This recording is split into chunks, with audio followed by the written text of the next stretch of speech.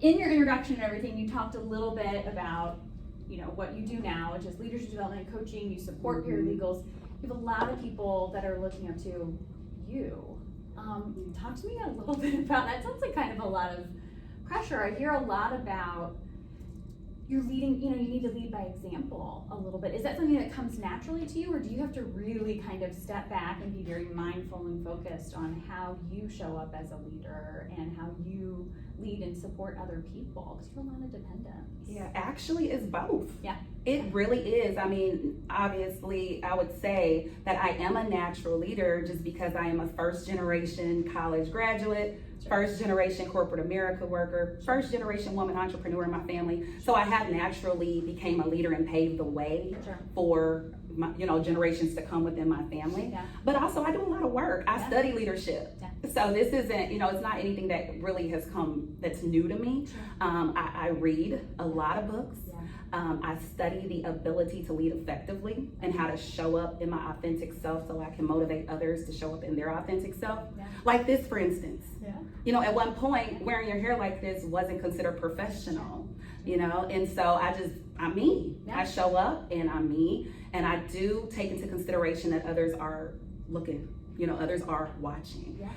So I do carry myself, which I think is professionally. I try to, be professional when I'm in public settings and cognizant about word choices, things like that, to make sure I'm not offending, or I'm really focused on DE&I. So I want to be inclusive of others and make sure everyone feels like they belong in any environment that I'm in as well. So. Yeah, I was gonna say, because that was gonna be one of my questions about like how well you feel like you can show up as your whole self, from that authenticity and the vulnerability, while also because you straddle corporate with entrepreneurs, and then a lot of times people are like, well, I didn't feel like myself in corporate, I had to escape it, and that's why I became, started my own thing because I was too long time. But you're still straddling both of them.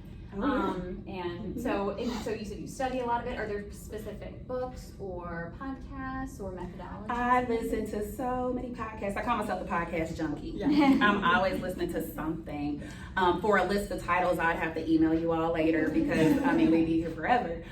But yeah, I call myself like a self-help junkie because every book I read is about professional development, personal development. Everything I do is to better myself so that I can become the best me, because I have to show up for other people as well. And so that's one of the reasons why I take it so seriously. Like, I understand the responsibility and the weight. Like, for instance, what was your name? I'm sorry.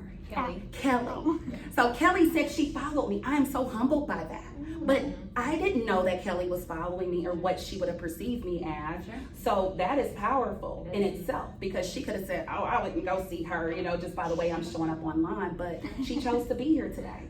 So to me, that shows that all the work that I'm putting into myself and what I'm doing to showcase that for others so that they can be motivated by that means it's working. Oh, absolutely. So, yeah. It's funny, though, sometimes someone will recommend a book to me and I think, oh, it's gonna look so good on my nightstand, and I'm never gonna actually read it. It'll be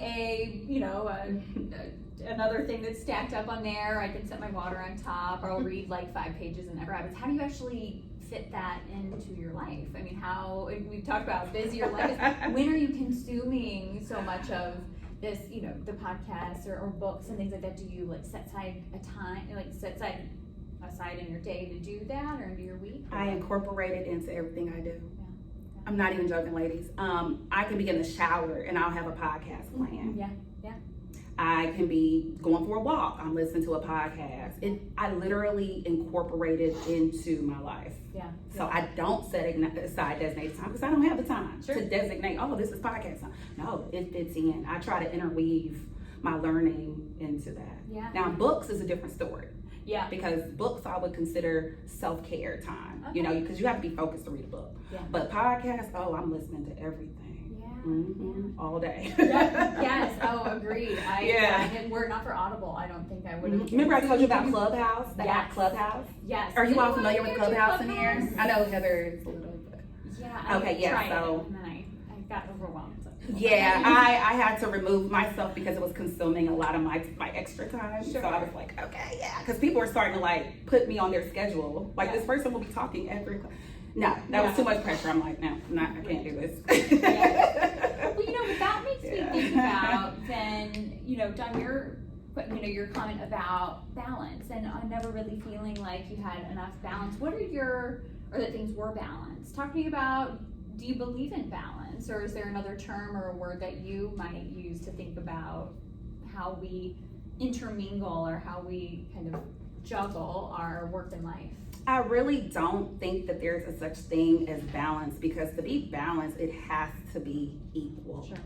So what I like to call it is work-life prioritization. Okay. Something has to take priority over something else. Mm-hmm. So if I am the best mom in that moment, that means I'm not the best worker in that moment, because I'm giving all my attention to what is priority at that time. Mm-hmm. So I'm very strategic about the time I spend with my children.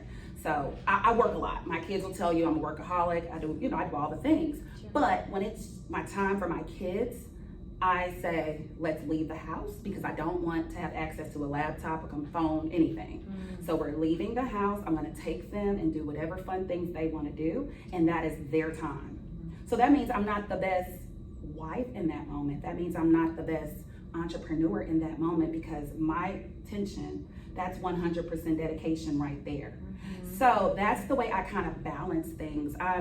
It's very hard to say you're giving equal energy to every part of your life. Sure. That to me just is not realistic. But when you say, these are my priorities, 1, 2, 3 for today, anything else that I do after that, that's just a bonus. Yeah. That's just extra. Sure. But these are my top 3 for the day. I love it. And that is what we're gonna roll with. Okay. Everything else is a bonus. Yeah. If I get through it, that's amazing. But if I don't, guess what? That's okay. Yeah. It's okay. It's not a failure. It's not a failure, because I've already accomplished my top 3. Yeah. That's what was important for the day. So Yeah, because that's what I was thinking. I was like, okay, coming into this, I was like, what is it? Because you focus really on women, but also on working mothers. Yes. So often it feels like, okay, if I'm showing, we should feel like we are running the world. We have children, we have responsibilities, we're sitting on boards, we're caretaking for our family members and our parents and for others. Like, we should all walk out feeling like we've got a cape with our initial on our back every single day. And yet more often than not, what I hear is women feeling like failures and feeling like they're showing up less than in everything, and therefore that makes them a failure, as opposed to the heroes and the champions and things that they truly are. Mm-hmm. Why do you think that is, and what thoughts? It doesn't sound like that's how.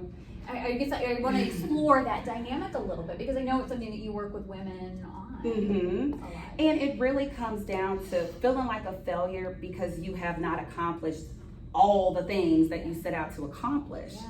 But if you prioritize those things in the way that I just described, you give yourself what's the most important things. Sure. And then guess what? You will feel accomplished. It will give you that sense of, I did what I said I was going to do. Everything else, I get to it, or it moves over to the next day. Mm-hmm. So it really is one of those things where I feel like we feel like failures because we're not checking all the boxes. Mm-hmm. We're not doing all the things right then and there. Yeah. And we all know that we have so much that we do, and that we have to carry. Yeah. But in order to make yourself feel accomplished, you have to prioritize it to understand that, I can't get to everything, but I did what I wanted to get done that day. Like, that is an accomplishment. And guess what? Even if I got to 2 out of the 3, I'm still winning, because that's just one thing I have to roll over for the next day. Mm-hmm.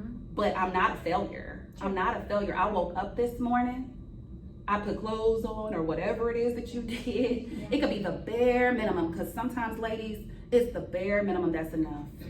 Sometimes it just truly is. Yeah. But we should never feel like we're failing at anything, because we're not. Sure. We just truly aren't. It's all a mindset shift. It's, I do a lot of mindset work. Do you? Okay. I do a whole lot of mindset work. And whenever I start working with a woman entrepreneur, or even a working mom in corporate who's looking to elevate in her career, we always start with mindset. Yeah. How do we shift to a growth mindset? How do we shift to a mindset of accepting that we are enough already? and that we have everything is already within us. We just have to be able to bring it out. We have everything we need already. Gosh, and yet it feels like it's so hard for so many of us. It's so easy to focus on the negatives, like the one or two. Gosh, why is that? Why is it so easy for us to pick out the negatives of, like, as you said, as opposed to the two things that we did accomplish? We focus on the one and the. Is it just sort of, are these habits that we just get into, and it's like, do you find it with your clients when you're able to sort of work together, you're able to identify sort of a mindset, and then it's like, ooh, this is sort of a habit, and then like it's that awareness, and then that can help kind of do some exercises from there? Or? Yeah, I also think a lot of it has to do with the fact that there's the good old boys clubs, and then there's a lot of, we come to the table, but we may not feel like we belong at the table because, for one, we're women. So we're the minority pretty much in every industry. There's several that we're the majority. So that has a lot to do with it. It has to do with us wanting to bring our best selves all the time and being able to show that we're great at everything. And we're like trying to prove ourselves. So then when we're not able to, it's sort of like that feeling of failure, like we're not enough, or that feeling of, do I deserve to be here? That's where that imposter syndrome comes out of, do I even have the skill set to be here?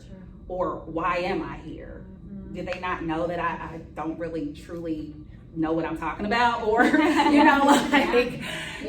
that's where that imposter syndrome comes from. It comes from us already being a minority in our fields. Like, for instance, Haley, John, you two work in financial services. That's a male-dominated industry. So when you show up, you want to show up as your best self. You want to show that you know everything you're talking about, and you don't want to be judged for being a woman in that industry. So that's the sort of thing. We want to be our best selves at all times. And we put so much pressure on ourselves to be that expert, to be seen as, oh, well, yeah, she may be a woman, but she knows what she's talking about. Because that's the way that society has made it for us. We weren't working, with what I would say in 1970, about 50% of women were even in the workforce. Sure. You know what I mean? Sure. Absolutely. So now we're here, and it's like we have something to prove to ourselves and to others that we can actually do this and do it at a higher or equal level as men. So that's basically, as women, we just have a lot of pressure, especially as diverse women. Oh, that makes it even worse. As a Black woman, oh my gosh, it's just another layer of adversity. As a mom, another layer of adversity. So that's the reason why I focus on working moms the most, because we already have that extra layer of adversity. Sure. We may have to leave a job to take, to go to an appointment or to pick up a sick kid, and then how are we being judged if we don't have that flexible superior or whoever we're working with? Even a client, and for entrepreneurs, even a client may not understand that you have to cancel because of a sick child or something. So it's just a lot of pressure that we carry around every day, and we truly have to change our mindset to say, you know what? They'll be okay if I reschedule this call. My child is gonna come first. Because for me, my children are always gonna come first, regardless. Yeah, and so I hope that's how you all feel as well. Well, so one thing that I've been listening to you talk that I was thinking is reflecting on all the women in the room who have mentioned, like time management, how do you do that? So you mentioned you have and you go into a day, you've got top three priorities, and everything else is gravy. Everything else is bonus. How do you make that happen? Do you have from a time management standpoint, that those three things happen? Do you have a formal process? Is it calendarizing? How do you ensure your three priorities remain priorities when, after you get out of bed, or sometimes even before we get out of bed, someone's trying to derail our plans? Yes, that happens all the time. Totally, yeah. Talk to us a little bit about your process. So first thing, I have a calendar. I have several calendars. Okay. They're color coded. They're all, the things. So let me just tell you all briefly everything that's on my calendar. So I have 2 kids, a 4-year-old daughter and a 5-year-old son, and they are both in 3 extracurricular activities. So we have swim, we have taekwondo, we have soccer, we have Kumon, we have 2 different dance classes and tumbling. So these are all the things we have. So all of their activities are on a calendar, color coded. My kids are in independent school. So we have when we're taking lunch to school and all that stuff. That's all on the calendar. We have any of my things. So I'm a member of Alpha Kappa Alpha, and I'm on the executive committee. So I have to have the things that I need to get done for that and all my other organizations. So I keep separate calendars for each of the separate things, and then I have a calendar where I'm like, okay, this is everything on this day. Merge. Yeah, I have a merge and a separate. And then I merge them, and then I see everything I have going on, and then I have my work stuff that I have to get done, projects for clients, things like that. And then I go through my day and I'm like, okay, top 3 priorities for the day, mark those, what's urgent, what's important, and what can wait. What's urgent, what's important, what can wait. Yeah. Sometimes what's important is not always urgent. So go through, mark those things. And then the way that I have my kids' activities set up is, first of all, I have to say I have an amazing husband who obviously helps me with all of this. But I have my kids' activities scheduled at the same times. So my husband's able to take one over here, I'm able to take one. So that way when we come home, it's family time. We don't have, why should my 4-year-old have to go watch my 5-year-old at soccer? Makes no sense. So you intentionally So we stack intentionally stack their activities at the same times so that he's able to do one, I'm able to do one, and then we're all back home at the same time. And I understand, my husband's in a situation to be able to do that. But if you're a single mom or don't have that support, I understand that would be a little bit challenging there. But use your village. Yeah. Use your village. I just went on a vacation, and my in-laws picked my kids up from school, took them to school, all the things, because I needed a break. I needed to be on vacation. So use your village. Use your village. I have to stress that enough. But I do have a planner in addition to my calendars that I merge. And that is how I do it. I literally say, what are the most urgent things that I really truly need to get done? Like today, I have someone waiting on me to review a strategic plan. Today's the deadline. That means this is important and urgent because I've got to get it done today. So that is how I go through and do that. I'm like, okay, what is it that I have to do today, and what can wait?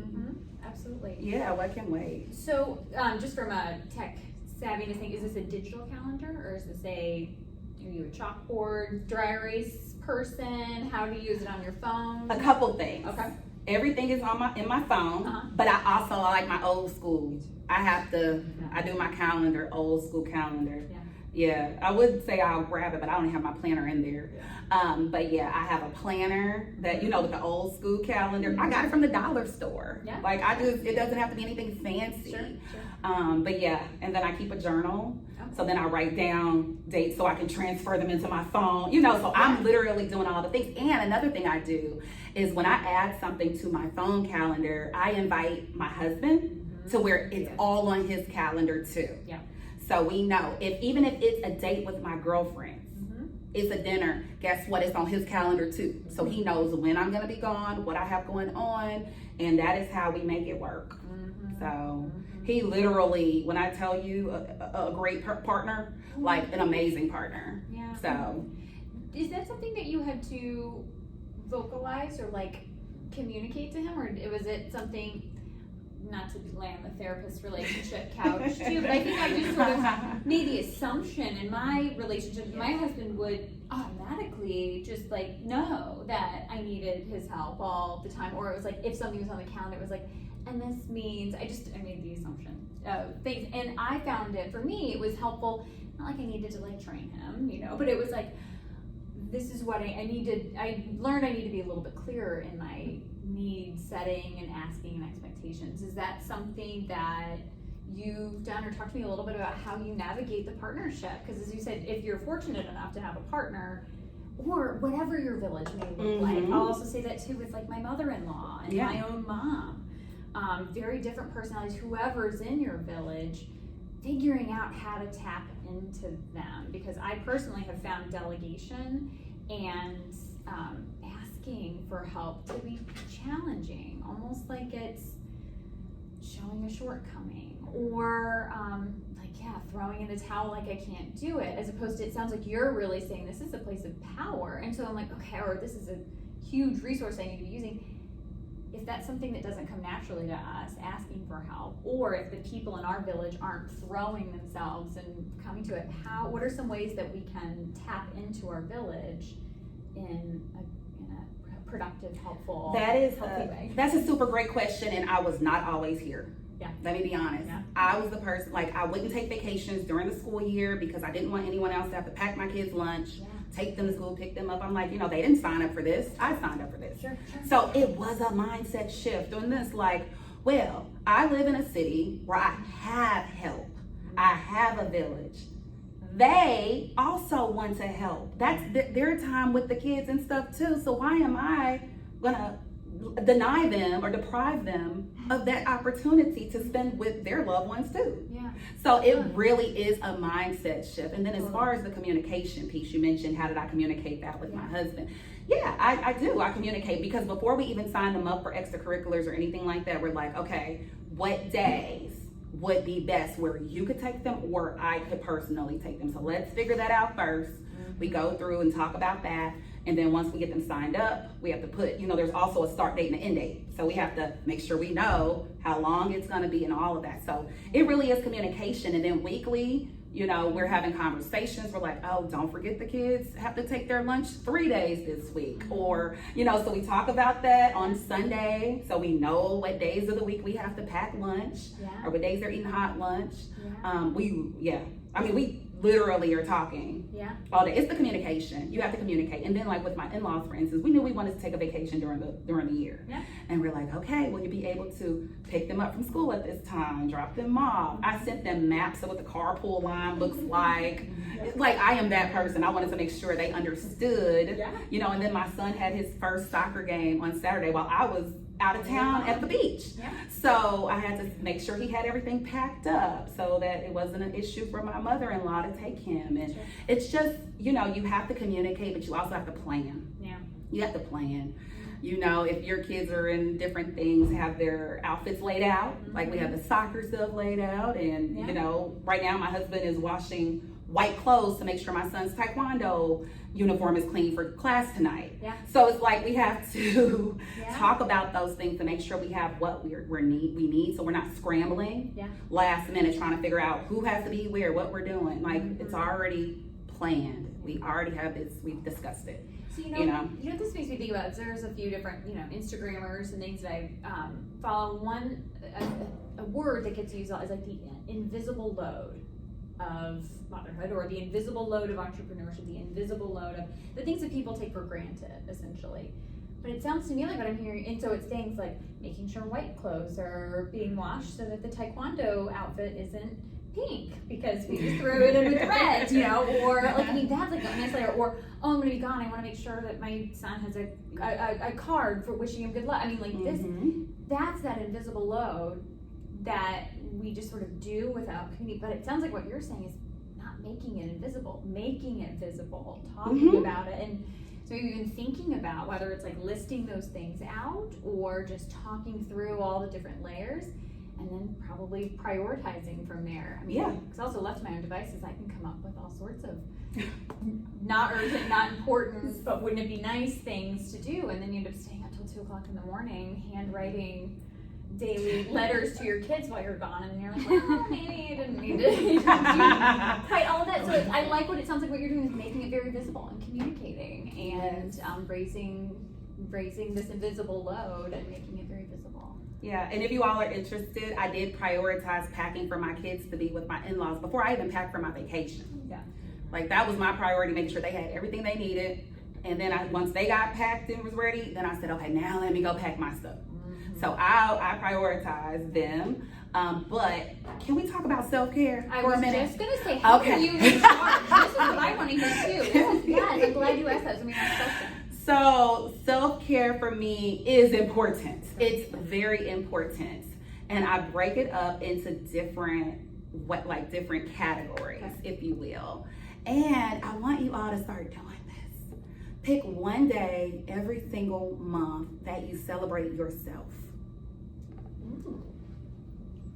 Monthly, like. I don't care if you are celebrating yourself because you got up and logged into work on time every day. I don't care how minimal you think the month of success was for you. Pick one day a month that you just celebrate yourself. It could be going for ice cream. It could be buying yourself your favorite Dunkin' coffee. I don't care, but just something that is celebrating the month. You know, you did a lot. And the thing about it is, you ask somebody, what success did you have? They can never tell you. They can never tell you. But guess what? We're going to celebrate it anyway. And then it's going to make us start thinking about it more. Like, you know what? I did have a good month. I did. Look at all look what all that I did this month. I packed my kids. I made sure my kids got to their in-laws and everything was good. You know, just things like that. Like, we need to celebrate ourselves more. So anyway, I wanted to throw that out there as a caveat. But self-care for me is, I love massages. But listen to this one. Self-care is also not being afraid to have somebody come and clean my house for me because I don't have time. Yep. You know what Absolutely. I mean? Self-care is meal prep because I don't like cooking because I know I won't have time to cook next week. Yeah. So that's self-care too. Yeah. Self-care looks different for everybody, but I don't want people to feel guilty. Self-care is also sending my kids to my in-laws so that they can have time with them, but also that I can have time to myself. Sure. That's self-care for me. Sure. So I just want to let people know that it just looks so different for each individual. Yeah.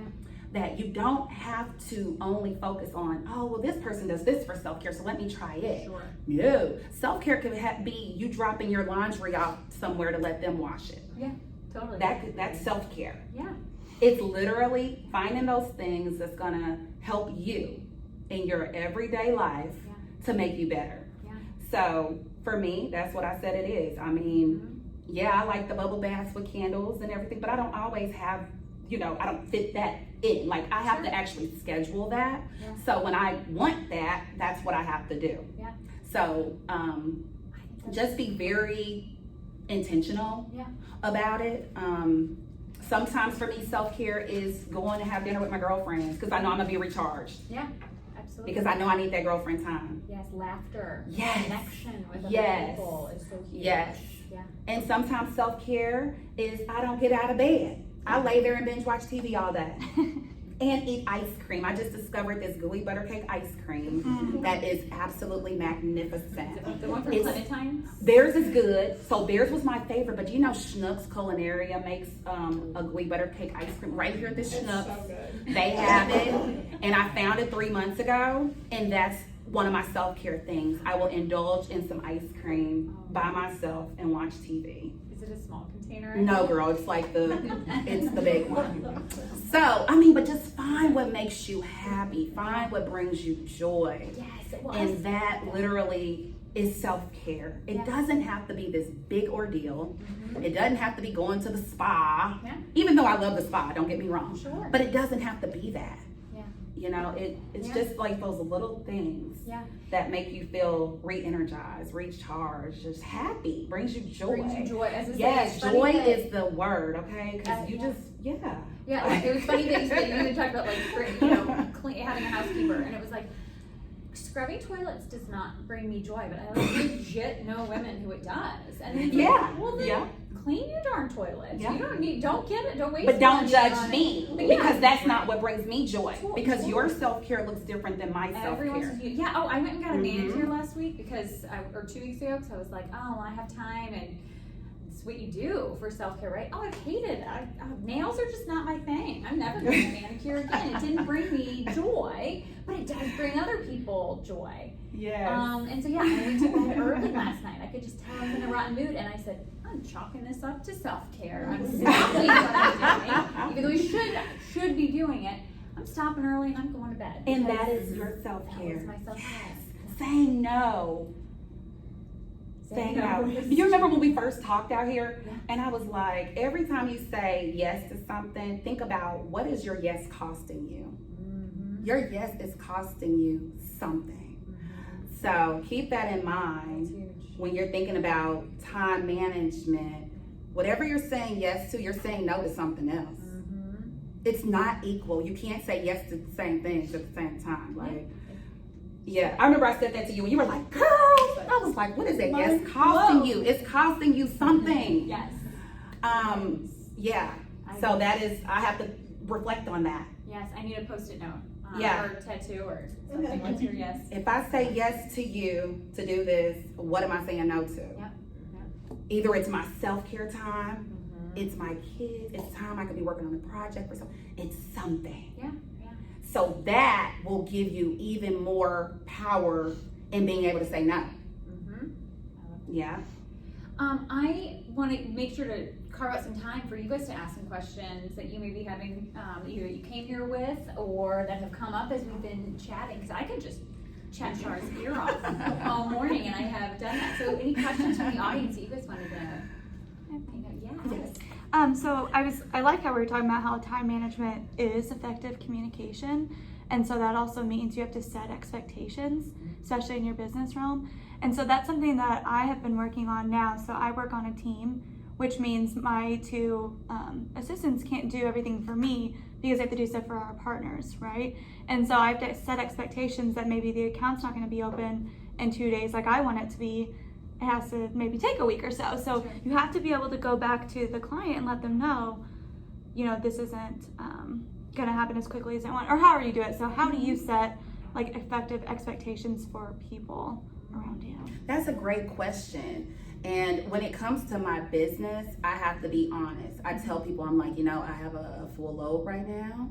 My turnaround time is about 7 to 10 days right now. Is that okay? Okay. And you always want to end with is that okay? So for instance, if you were delivering that news that the accounts weren't going to be opened in 2 days, you can say, this is a really busy time right now, and we really value you as our client. We cannot wait to get this account open for you. Right now, we're looking at about a 3 to 5 day time frame to open that account. Would that be okay? Guess what? They're going to say yes or no. And a lot of people are going to say, right. Some people may say, you know what? No, actually, I want it open today. Well, then you can say, you know what? Okay, let me see what we can do to make this work for you. Yeah. Maybe we can't do it today, but I told you 3 to 5 days. Maybe 2.5. Maybe we can push for the 3 day mark instead of the 3 to 5. You know what I'm saying? Like, then that's when you use your effective negotiation skills and your effective communication skills to then work with that client to meet their need. But you have to set that expectation that right now we are looking at 3 to 5 days. Is that okay? Some people be like, oh, sure. Right. You know how many people say, sure, that's okay? Yeah. But if you don't let them know, Yeah. and then the next day they're like, why is my account not open? Now you have a complaint because you didn't set that clear expectation with them that wasn't going to happen right then and there. Yeah. Mm-hmm. Okay. Like, and a perfect example is I told you guys I have a strategic plan review I have due today. Well, it was on, I believe it was Wednesday last week. Nicole Adewale, she was asking me she's like, oh, I haven't received information. And I was like, oh, okay. But your deadline is the 14th. I will have it to you on the 14th.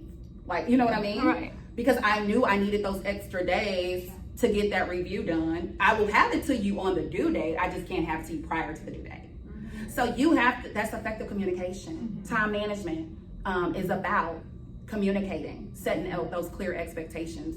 Even with my husband, when it comes to dinner or however you manage your household, with even your children, guess what?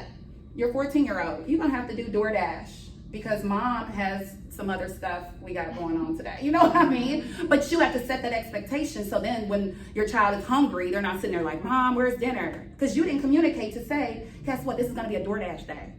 Y'all gonna have to fend for yourselves. You know what I mean? Mm-hmm. But you set the expectations in advance. Do you set maybe a lower expectation or up, down, lower, whatever? Like, oh, it's gonna be till the 14th, and then maybe you get it done on the 12th, Yes. and then they're surprised. And Oh delighted yeah. when they get it Oh, soon. absolutely. But like, give yourself more of a buffer and Always. That's under promise and over deliver. That's exactly right. That I was just getting ready to say that. You do that. Yeah. And then that makes you, oh my gosh, they meet their deadline. Yeah. But I was being realistic and I told her, I'm like, nah, I can't get it done. Yeah. She knew I was on vacation too, so it made sense.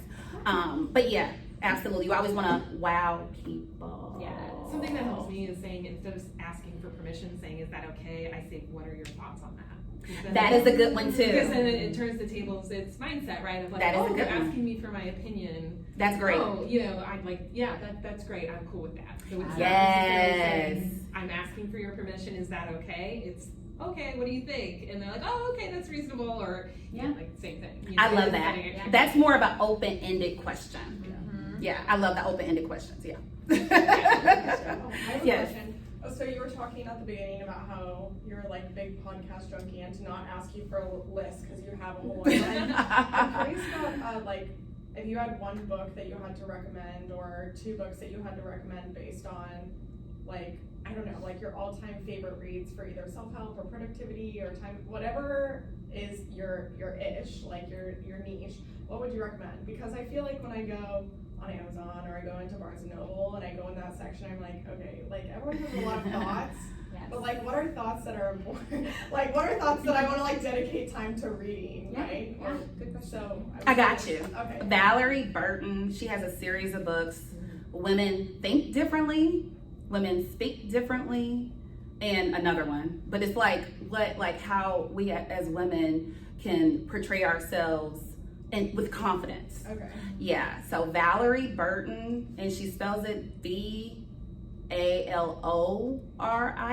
Okay. Burton. She's amazing, phenomenal. And she, like I said, she has several books, but you can't go wrong with any of them. Okay. You can't go wrong because you'll be like, wow, like it's mindset. It's a mindset shift. Or even like as women, the way that we speak in a room full of men, do we speak at a high pitch? Hi, my name is Shar. Or do we speak with a lower tone to make us more noticeable and make sure that we're heard? Interesting. Yeah.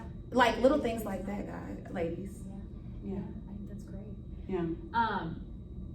Side note, I was like, Valerie Burton, Allie wrote all these No, documents. Valerie Oh my gosh, yeah.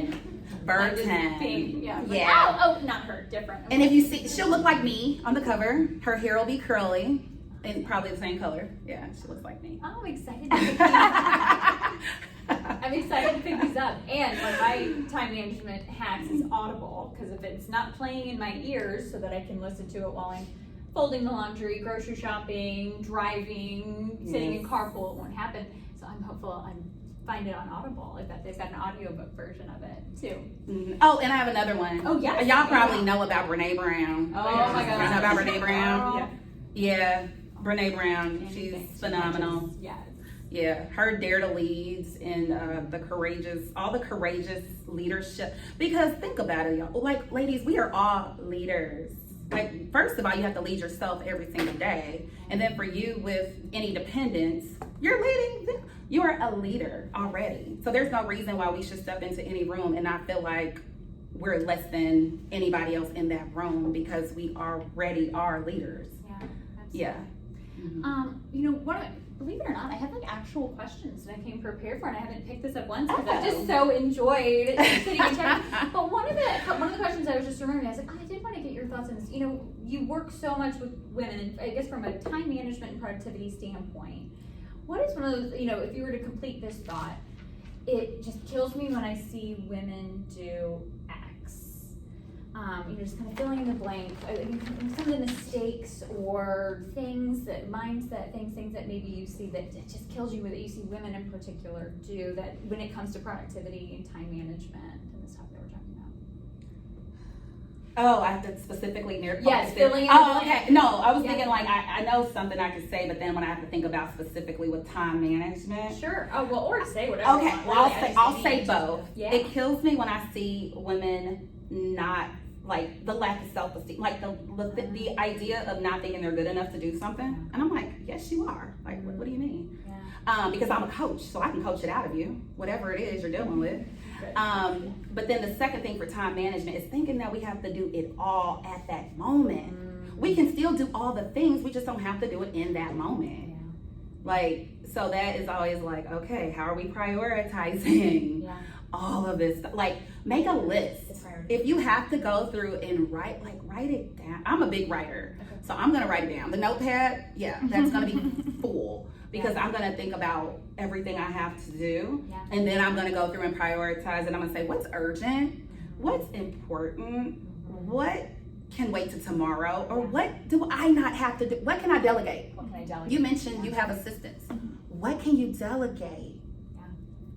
I delegate stuff to my husband. Yeah. I delegate stuff to my 5-year-old. Okay, your responsibility is closing all the blinds in the house tonight. Yeah. That's one less thing I have to do. Go around my house and close all the blinds and shut all the curtains. Yeah. Like, you could delegate anything. I'm just saying. Like, Yes. but give them some responsibility. Give somebody responsibility to do something that can help you make your life easier. I'm just saying. Like, I love that. That's really good.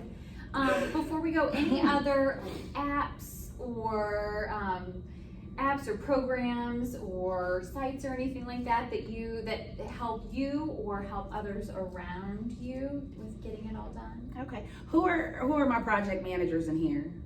Anybody event planners, project managers? Yes. Okay. Trello, Yeah. Asana. Okay. You all familiar? Okay. Those, like, you can literally plan everything within the app. I also like OneNote Okay. because you don't have to save. Like, I'm like making a packing list. Type it up and it's there. You know? So I use a lot of tools, I would say, that are more project management based to make sure I'm staying on track with things. And then, like, for my clients, I use Honeybook. Okay. It's like Dubsado, but it's, so I use Honeybook for my clients. And then what else? Outlook. You can put tasks and everything right there on the calendar. So a lot of my calendars merge, and so I have them like different colors to where I can see, all in one place what they are. Yeah, and then I like that sharing them with all the other key stakeholders Yep. and to everyone. You can invite people to see your calendar. You can share all of that. Making the invisible visible. Yeah. That's Mhm. huge. Awesome. This was so much fun. I'm so glad. As I said, we could chat all day long, and for as long as I know, everyone has very busy days. But by all means, stick around. Meet other people in the room. Come up, chat with Shar, chat with me. I'm so glad that you guys. This is self-care. You guys being here today, carving out time in your life and your day to meet new people, to learn something new, to reflect on your life and yourself, and pick up some new tips and tricks. So It really is. So you're amazing. This is important. Thank you for being you. here. Thank you for being a part of the Rise community. Big round of applause for Shar. Thank you, ladies. Thank you. Thank you so much. And then I'm trying to remember what we have coming. What is our next event, Haley? Or is this our next Feed one? Your Mind is Yes. next Thursday. Today's Wednesday, yes. Next Thursday. Yes. So it is like a live watch party. It'll be live in Denver. We'll Zoom and have it in here. Yes. So yeah, I'm not sure how many of you guys are familiar with the watch party situation is. So we've got 2 different locations. So there'll be a live room full of people in Denver, sitting in the classroom in Denver. But we'll have Zoom going so that wherever you are, you could watch from your office, or we'll have it going in here, but we'll have a room full of